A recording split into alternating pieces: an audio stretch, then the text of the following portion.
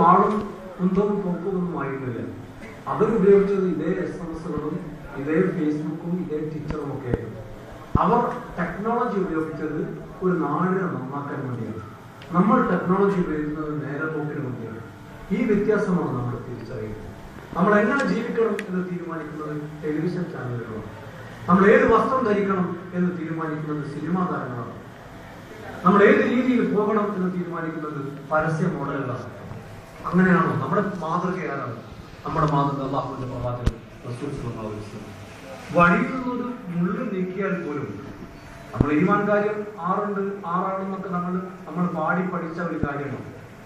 എന്നാൽ വഴിയിൽ നിന്നുള്ള ഒരു തടസ്സം നീക്കുന്നത് പോലും ഈ പറയുന്ന വിശ്വാസത്തിന്റെ ശാഖയിൽപ്പെടുന്നതാണ് എന്ന് പഠിപ്പിച്ച പ്രവാചകൻ റസൂൽ സ്വല്ലല്ലാഹു അലൈഹി വസല്ലമയുടെ അനുയായികൾ എന്ന നിലയിൽ നമ്മുടെ ജീവിതം എവിടെയാണ് എത്തിനിൽക്കുന്നത് എന്ന തിരിച്ചറിവ് നിങ്ങൾക്കുണ്ടാകേണ്ടിയിരിക്കുന്നു. നമ്മുടെ ജീവിതം തീരുമാനിക്കേണ്ടത് ടെലിവിഷൻ ചാനലുകളല്ല. നമ്മുടെ ജീവിത രീതി തീരുമാനിക്കേണ്ടത് പരസ്യ മോഡലുകളോ സിനിമാ താരങ്ങളോ ക്രിക്കറ്റ് താരങ്ങളോ അല്ല. നമ്മുടെ ജീവിതത്തിൽ രീതി തീരുമാനിക്കുന്നത് നമ്മൾക്ക് കാണിച്ചു തന്ന മാതൃക അല്ലാഹുവിന്റെ പ്രവാചകൻ റസൂൽ സ്വല്ലല്ലാഹു അലൈഹി വസല്ലം.